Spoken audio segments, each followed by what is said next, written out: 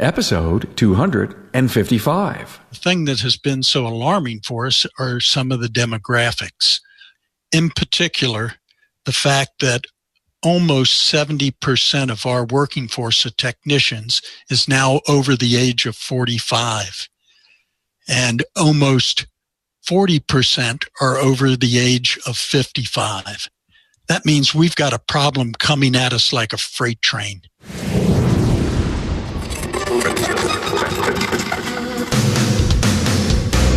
Welcome, Aftermarketers, to Remarkable Results Radio.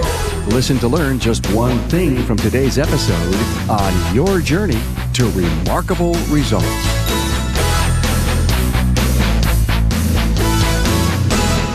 Hello, Aftermarketers throughout North America and around the world. Carm Capriato here, and thanks for listening to the premier aftermarket podcast, Remarkable Results Radio.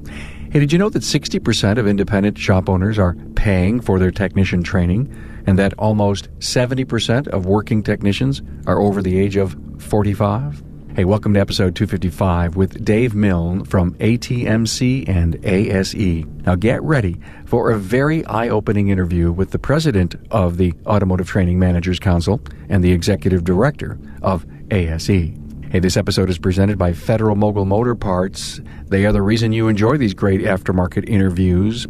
Now, when you need innovation and quality, you need Federal Mogul Motor Parts. Brands like Moog, Felpro, Wagner Brake, Enco, Champion, Seal Power, FP Diesel, and more. They're the parts techs trust. Find out more at fmmotorparts.com. And thanks for your support of these brands. I'm so honored to sit behind the mic 3 times a week, twice doing the one-on-one industry interviews and once with the Town Hall Academy. I'm privileged to help aftermarket professionals achieve their own remarkable results, and you'll always get something from each and every interview. Hey, if you're receiving benefit from the podcast, don't hesitate to get easy access to all the content on your smart device. The links to download my free app and to connect with me on all my social sites is remarkableresults.biz/social. Hey, thanking my newest Facebook friends, Joseph Urkowski, Jay Williams, and Nathan Auckman, and to my new LinkedIn connections, Marco Frescio, Dan Chappelle, and Fred Yules II. Hey, don't hesitate to get on board to my LinkedIn and or Facebook pages. I'm also on Twitter and Instagram. And one more thing, we are releasing every Academy episode as a podcast, so you'll be able to enjoy the great lessons from your industry colleagues while you're on the go. Find every Academy video and audio at remarkableresults.biz/academy. Now, let's listen to the perspectives of Dave Milne, the president of ATMC, the Automotive Training Managers Council, and the executive director of ASE. Dave is a legacy aftermarket professional and has a great perspective on the value of training in the industry.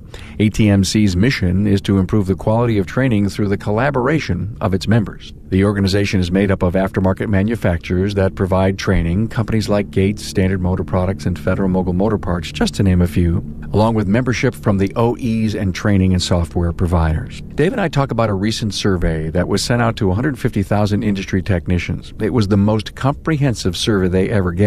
There was an outstanding 3,200 replies. 51% of them came from the independent side of the business. The survey data is a comprehensive look at our industry's demographics, the aging workforce, the method of paying technicians, training methods, who pays for training, and the top training topics that techs want. Dave and I cover these highlights, and there's no need to write the stats discussed in the episodes. Go to the show notes page. There's an extended bio on Dave and the key talking points from the episode. Go to remarkableresults.biz/E255. Not only do we cover the survey data, but we talk about recruiting for our profession through our educational system. And we also discuss the need to engage all new tech school graduates with meaningful work. Now, get ready for some enlightenment as we hear and learn from Dave Milne. Here we go.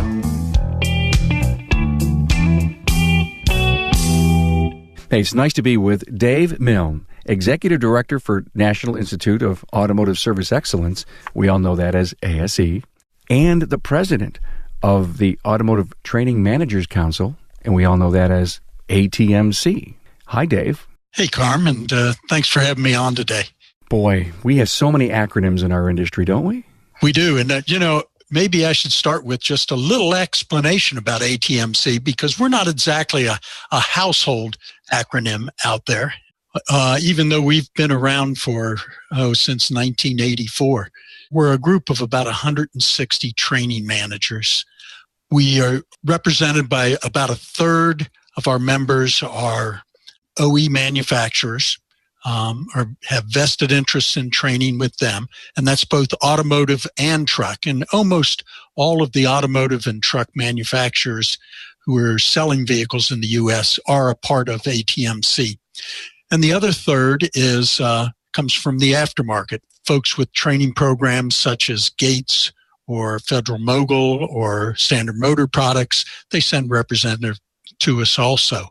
And then the other third are folks who support training in some way, either software developers or publishers or educators, folks of that nature. And we all come together and we sort of set aside our competitive differences and work on training problems that are common to all of us.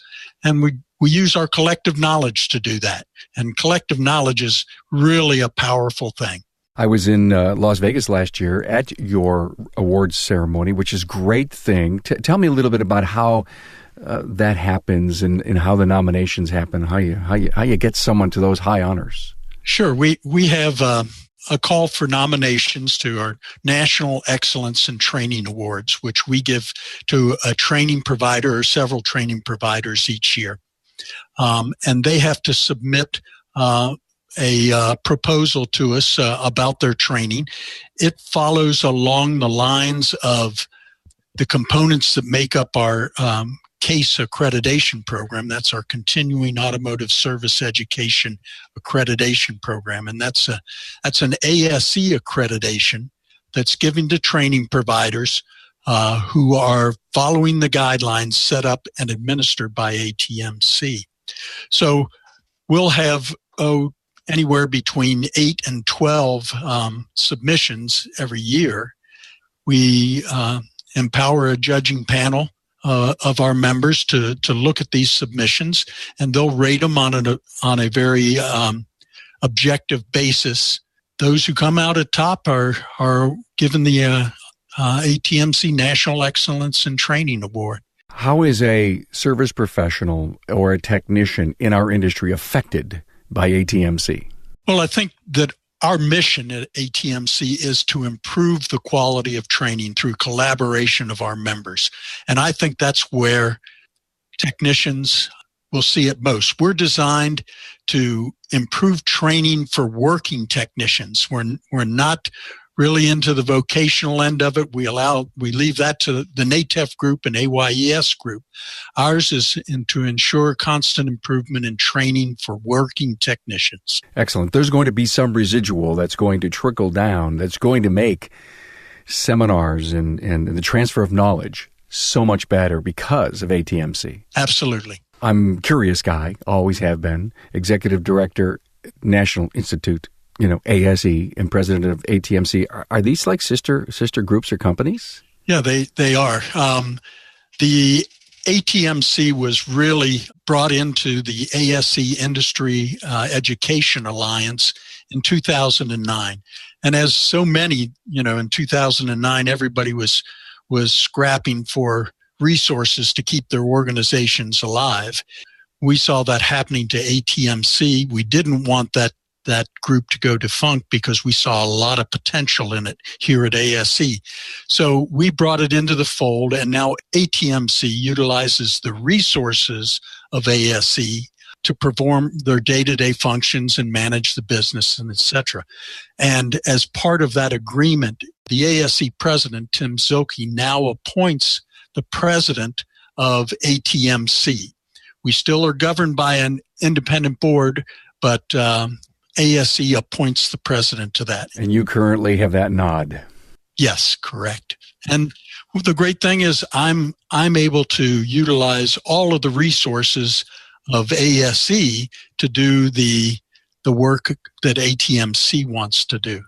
And I don't think a lot of people realize the extent that ASE reaches out within the industry in other areas and provides resources to the industry in order to support the the quality of the programs that we have. You are so right, because when we hear NATEF, when we hear AES, when we hear ASE, when we hear ATMC, okay, they're organizations that work hard at doing something. And not everyone quite understands how that all works. You have made it so crystal clear here. Wow, we can hang up right now and we're done with it. I'm satisfied. We've done a great interview. I appreciate the opportunity to let the industry know this more because, as I said, sometimes I feel like ASE doesn't get the credit for everything that they do within the industry. Glad to hear you say that. You and I had a great pre-call. You said, Carm, there's a big disconnect with industry and the education system. What did you mean by that? What I meant is that we hear constantly from both sides. We hear from the industry that students are not being fully prepared when they come to them, that they have expectations that are too high, that they don't have the patience required to go through and develop the experience they need to be a top-notch technician. And then on the other side of it, we hear instructors and educators say that the industry has a poor image, that they don't provide enough intern opportunities for our students, that when our students get into a work situation that they're not always happy with it, and that the response from employers is not what it should be in making sure that they stay in there. Heck, we know that about, I hear from educators that about 50% of their kids who go through their curriculums, make the transition to the industry, aren't there 5 years later. They're not in the industry at all. So we're obviously not doing a good job of onboarding them. We're not doing a good job of rewarding them, maybe. And we're not doing a good job of challenging them sometimes, too. Dave, there's a couple of apprentice programs that are out there that are, if you will, starting to get hold because they've outlined processes and systems, and this is the way you must have to do it. Is it time for your organization to write the white paper on onboarding? Is it time for some organization in the industry to say, let's stop the insanity and let's take these students and really embrace them in a way that's not being done? Well, I think that's the goal of the work that we're trying to do now. And what we're laying the foundation for is to resolve those disconnects and put together programs that onboard these students, keep them happy, keep them in the jobs, provide them with a lot of tenure. All of this is really driven, Carm, by some of the information that is in our training benchmark survey. I'm talking with Jonathan Cicchelli, a technical product specialist with Federal Mogul Motor Parts. Now, you're visiting shops every day, so when you put product in the hands of the technicians and service advisors, what are they saying? Going back to Federal Mogul's long-term presence in the industry, they already know the product, and some of them we don't have to say much about. It's the newer product, the latest innovations that we come out with that just blow people away. So, Jonathan, you take that brand new OEX pad and you put it into the hands of a technician. What happens? They look at it and are kind of speechless for a couple seconds, and they just can't deny that it's an awesome-looking product. And they can't deny that it's going to work fantastic on their vehicles. Now, another phenomenal product line that is just one of the most iconic brands in the entire industry is Moog. Now, there's a lot going on with Moog. The newest thing with Moog is going to be, I think, the most important thing to the shops is the newer design ball joint that we created. And that was off of technicians' responses to a boot design. That's that compression-loaded ball joint with the pre-installed integral dust boot? Absolutely. And as soon as I pull that out of a box and show a technician or a shop owner, they just were like, this is amazing. So, Jonathan, would you say that you're a champion for Federal Mogul Motor Parts and all the premium products? Absolutely. And a champion for all the training? I'm very big on training. I've always been in training since I've been in the professional field. So just to come back and support on the other end has just been an awesome experience. Federal Mogul Motor Parts' Garage Gurus is your go-to source for the vehicle training, technology, and answers you need to keep your next job on track. On-site, online, or on demand, the Gurus are here to help keep your business and your career on the road to success. Visit fmgarageguru.com. to our audience, one of the main talking points that we have for you is this great survey that may hit you upside the head. As I was going through it, I kept saying, this case just can't be. Certainly, this has been alarming for our members, and it has been motivating for our members also. We've been doing the survey for a while, but we've been adding more and more portions to it, and it's been building more and more information for us that's truly helps our mission.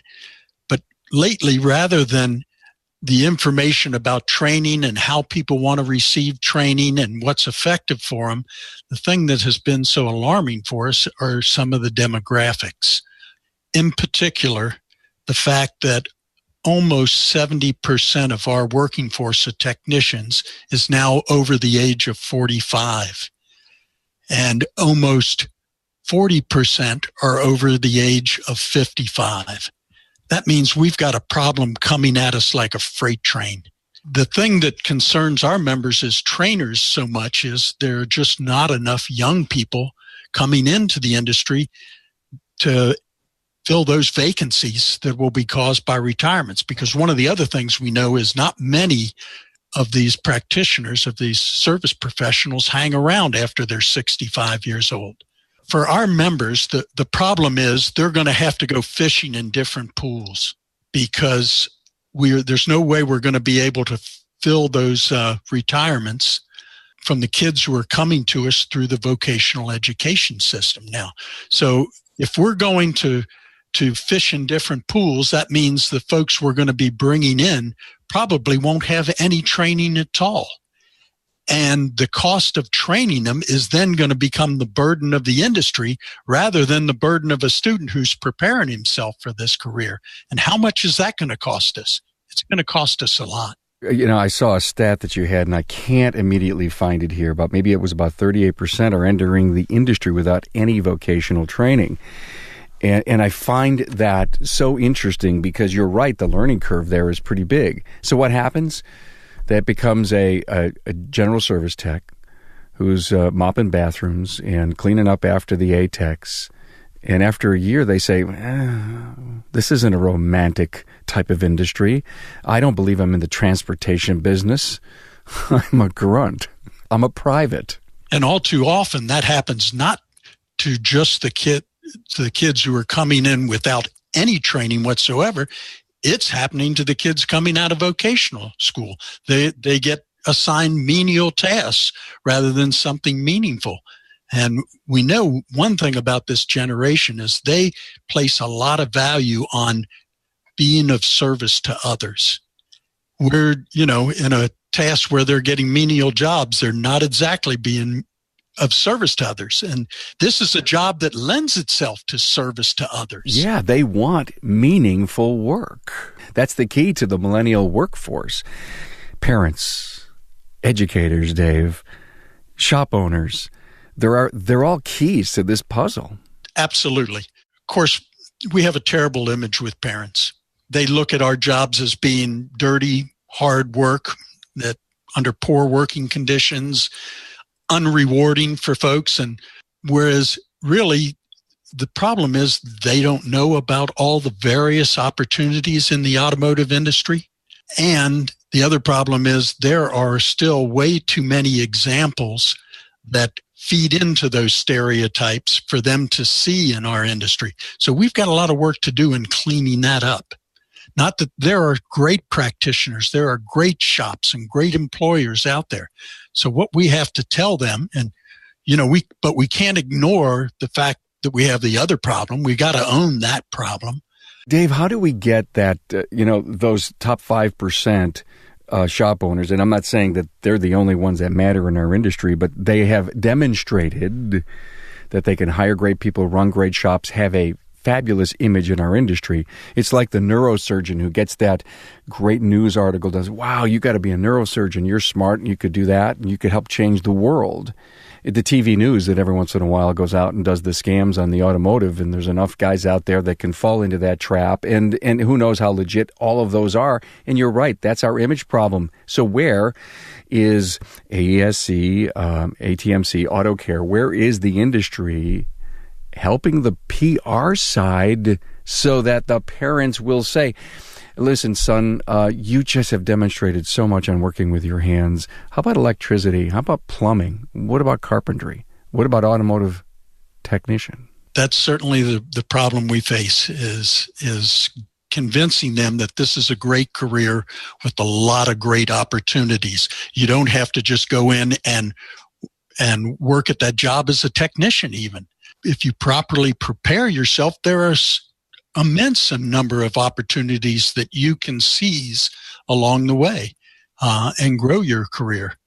Convincing parents of that now, that's, Carm, you know how hard it is to change, to make a difference in consumer advertising. It is hard and it's expensive to move that needle. Dave, let's talk about, okay, so we would have to have a multi-billion-dollar campaign to improve the image. Let's talk about the educators then. You had mentioned it.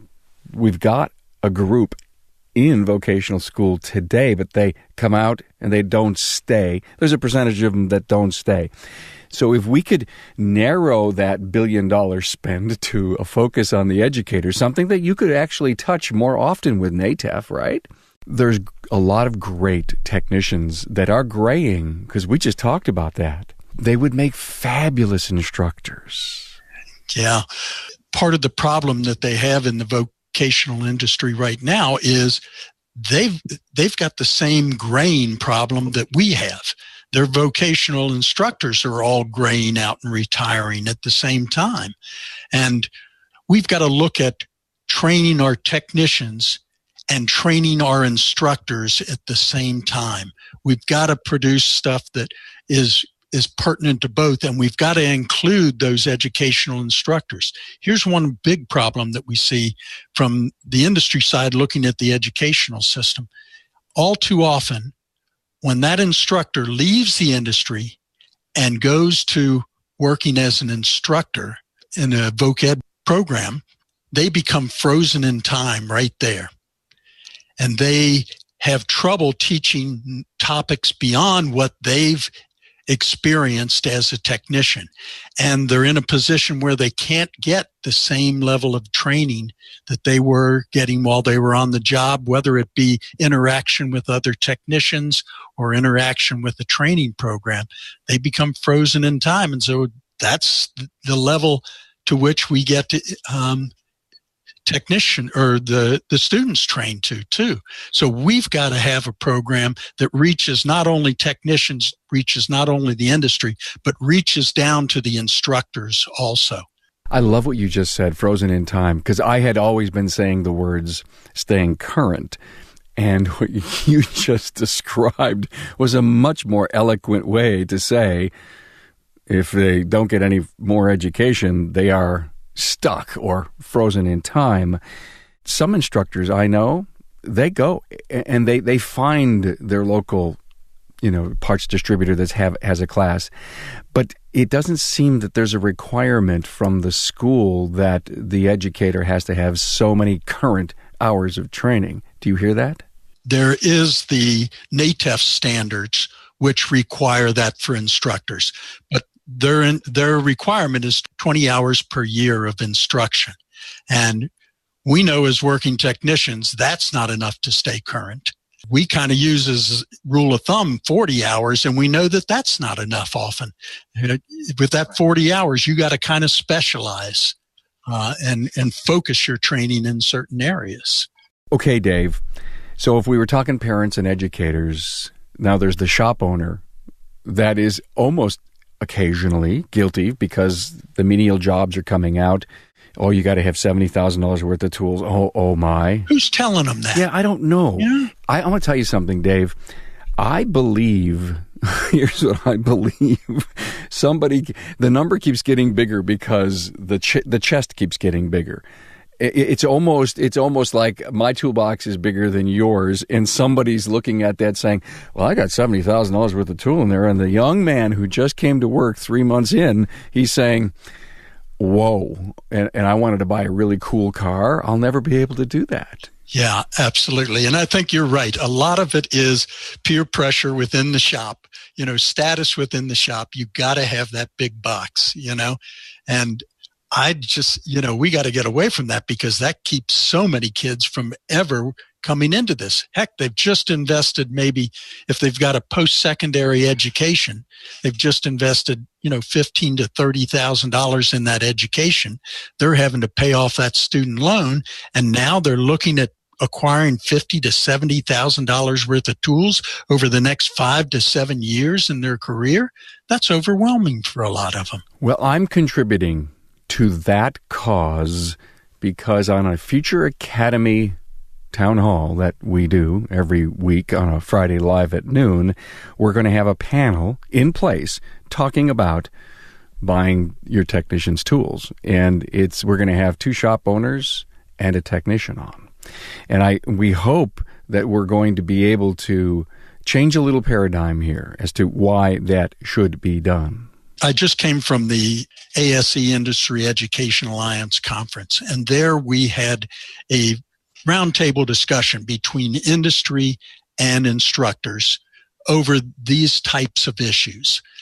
Every time that in the meeting somebody brought up one of these roadblocks, the great thing was, we had about 120, 130 people in the room.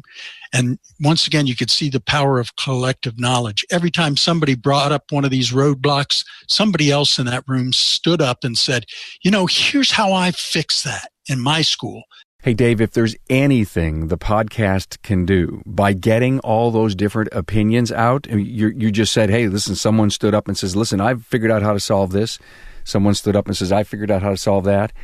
Get those people to me and let's get their story told. Because the more we continue to tell stories, the more that the podcast becomes the centerpiece of networking inside the industry, the more we're going to help spread the word. Because there's a lot of people that don't go to your conferences and don't go to Apex and don't go to Vision and don't go to Automechanica. And that's where they're getting their uptake. Through magazines and through the podcast. So anything I can do to help in that regard.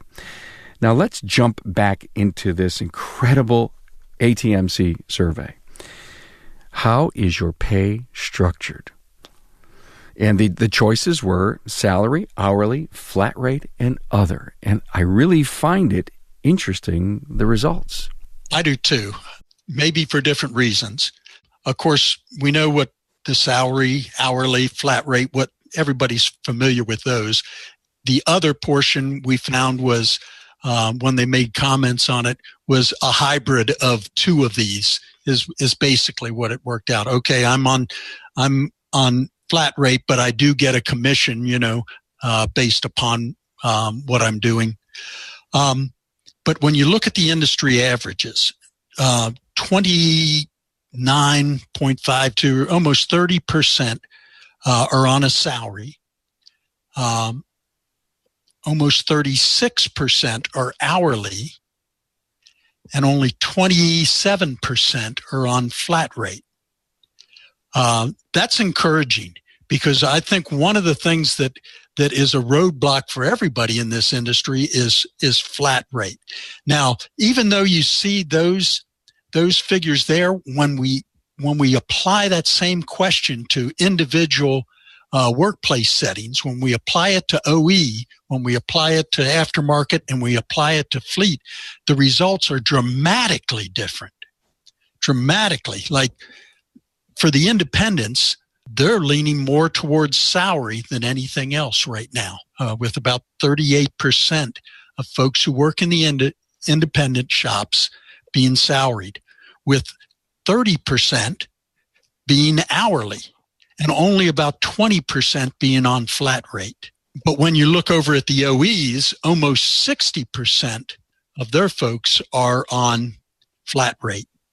Now, I understand why that is. The OEs build that system around their warranty work, and they have to have a way to administer that.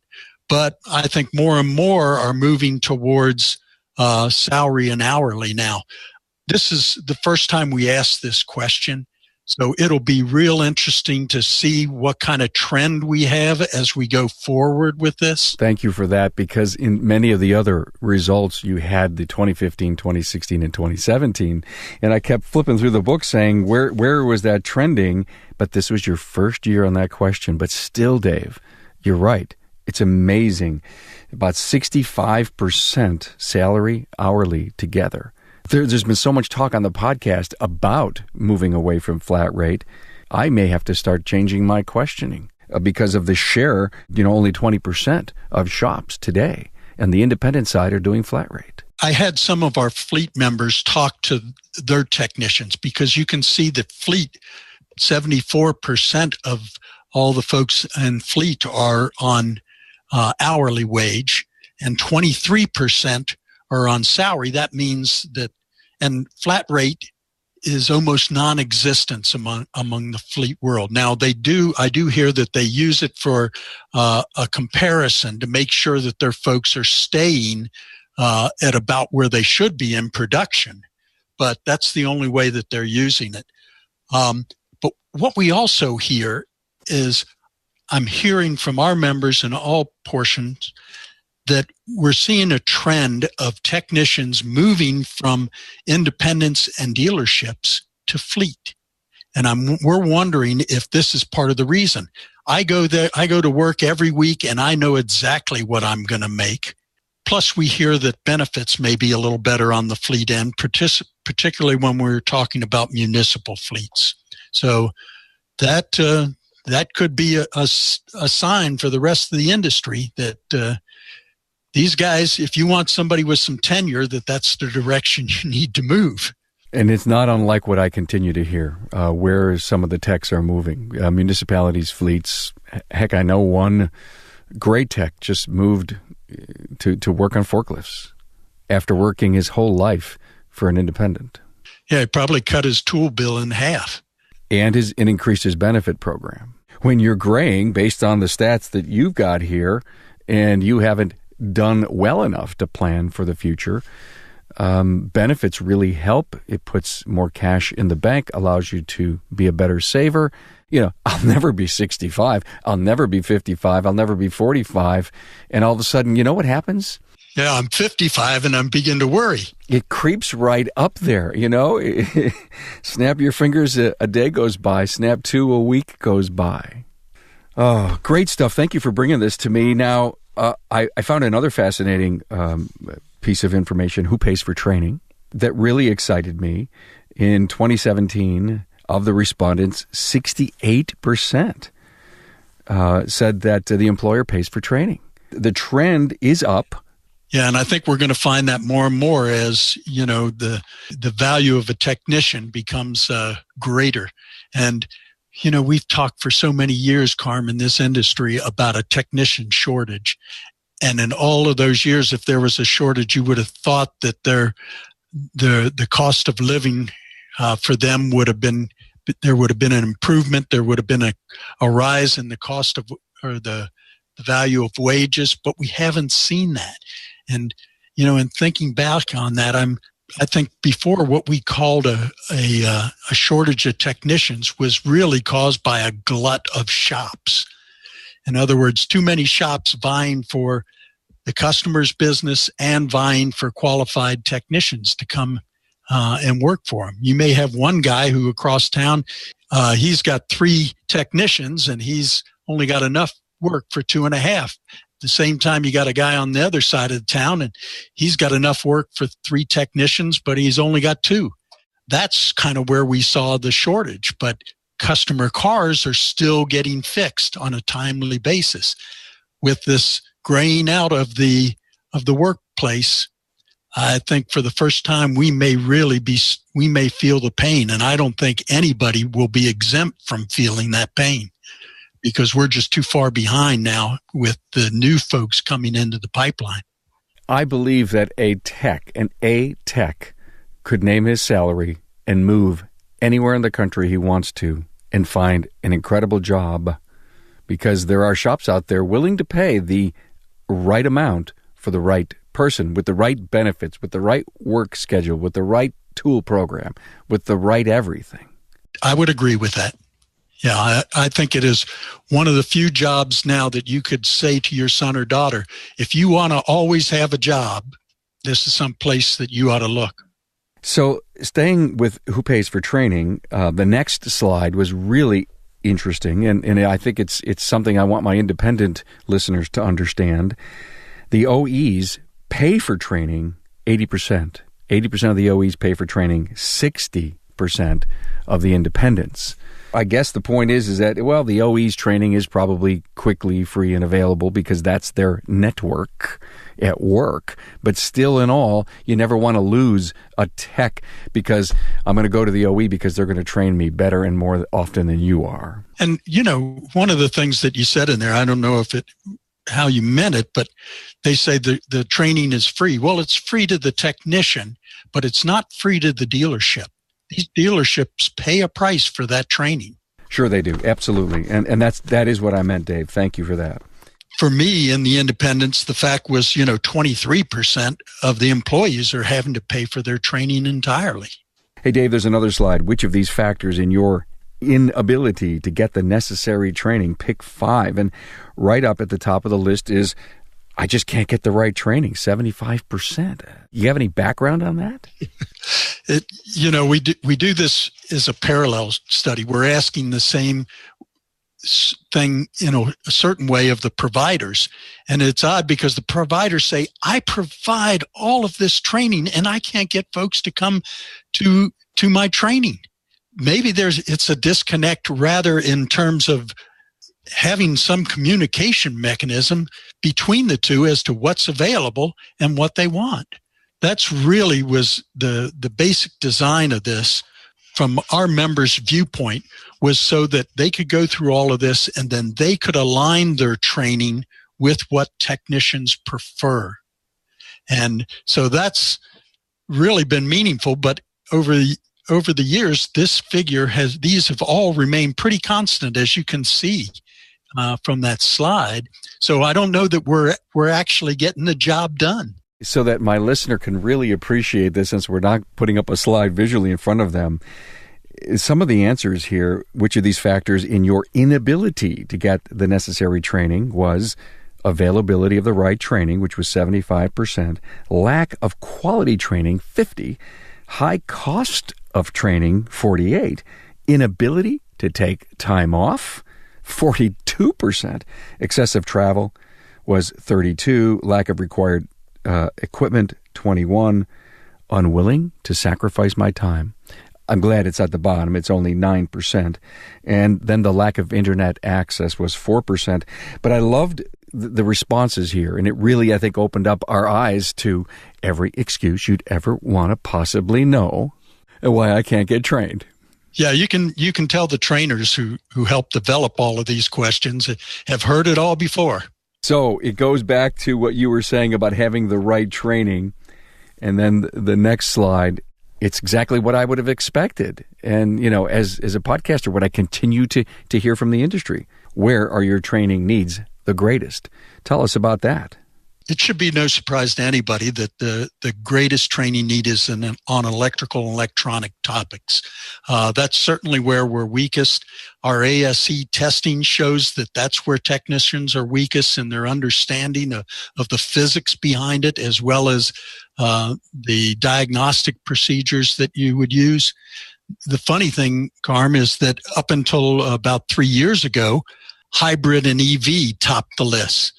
But now I think that we're all finding that we don't see that many of the cars in the shop.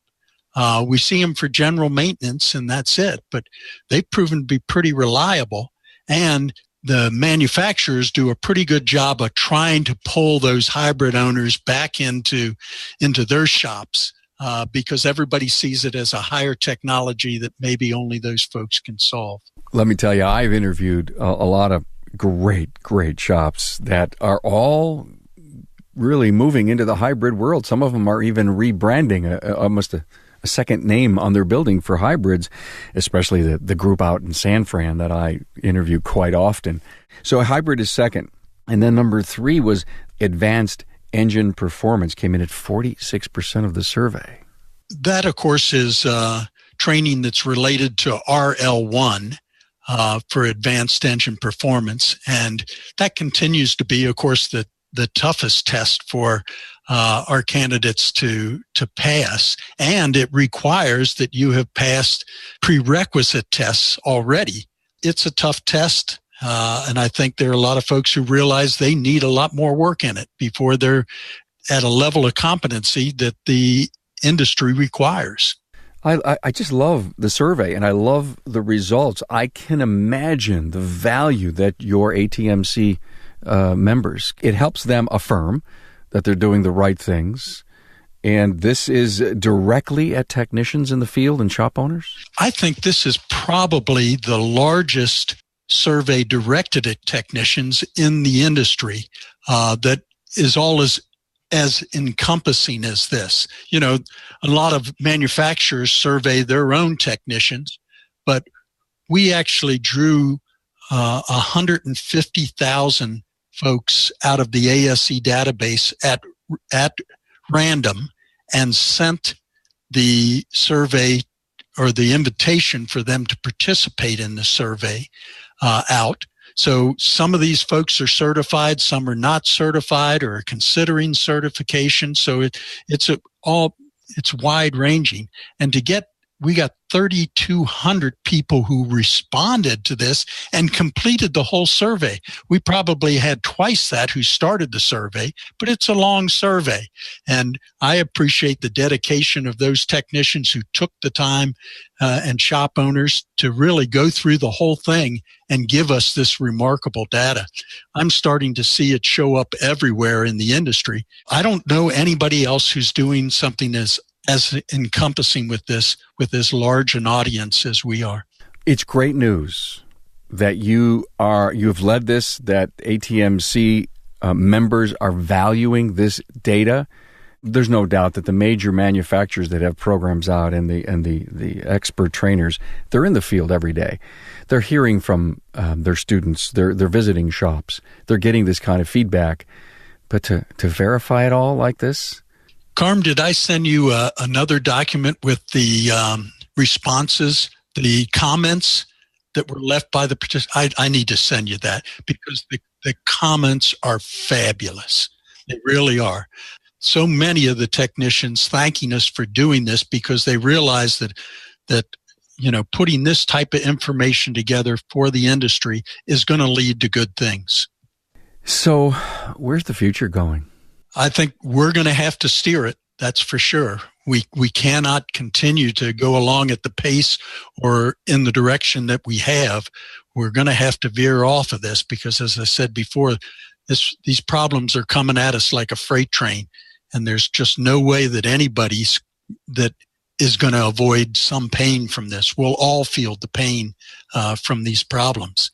We as ATMC have been spent quite a while, collecting ideas on what we can do, and now we're starting to move in certain directions where we feel like we can make a difference. One of the things is that we're going to be doing is we're collaborating with the TechForce Foundation to address and bring our message to middle school students. And a number of our training developers are working with the TechForce Foundation to develop a hands-on experience for middle schoolers that we're initially going to pilot it at science centers, but we're hoping to take it to science centers and science museums around the country where they allow kids to come in and do tactile things. One of the problems we have, I think, Carm, is that when you and I were growing up, we were able to hang over the fender of that car with our dad and watch as he tinkered with it, or he'd let us do a few things.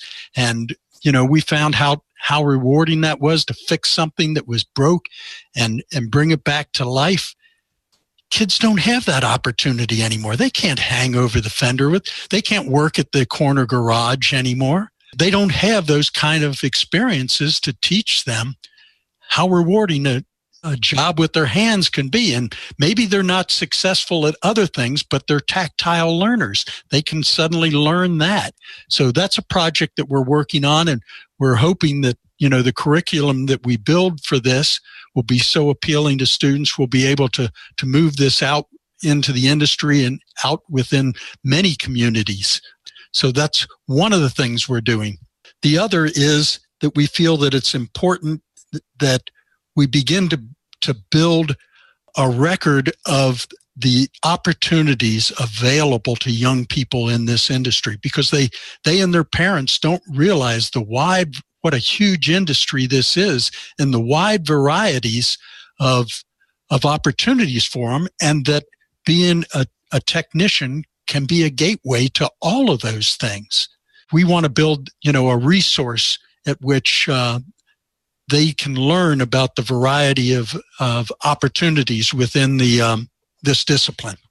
I love it. I am so interested in both of these, the tech force and the, building the resource opportunities for young people coming into the industry. A thought that just came through my head. Could ATMC create a presentation or a white paper or something where every shop owner can get their hands on it, and they're out on a mission? It's October 12th, and everybody from the industry is going to swarm onto a school or a parent-teacher group or a guidance counselor group and be an evangelist for our industry with a singular message. Possible? You can help do that? I certainly think it's possible. We're trying to work towards that. One of the problems that we have is resources in each of our member companies. It seems like whenever things get tough, the first budget that gets cut is the training budget. And so many of our members are having to do more with less. So it's taken a little longer for us to address these things than I'd like. I don't want to age out before this is no, you won't. is complete. I'm trying to match my patience with what our members can actually do. We covered some great stuff. Educational and industry disconnect. We talked about the aging workforce. We talked about results from the survey, which were very profound, but also enlightening. There were some good stuff in there too. Very good stuff. Dave Milne, Executive Director for ASE and President of Automotive Training Managers Council. Thank you so much for being on the podcast. Carm, it was a real pleasure. Thank you, Dave Milne, for paying it forward and bringing your wisdom and perspectives on some key areas of concern in our aftermarket. The survey data proved what we all know about our aging workforce and the tenure of our technicians. We just need to be proactive as an industry and work together to resolve some of the challenges discussed in this interview. It's great to know that ATMC and ASE are working together to improve and find solutions for our industry's concerns. Hey, get to this episode's show notes page for the key talking points at remarkableresults.biz/E255. I've documented for you the key technician survey stats that were discussed in this interview. I know when you commute or exercise, it's tough to take notes, so consider it done. I revel in the knowledge that I'm helping you achieve your own remarkable results. Listen to learn just one thing, but hey, don't forget to implement it. Hey, thanks for your support, and until next time. Thanks for being on board to listen and learn from the premier automotive aftermarket podcast. Until next time,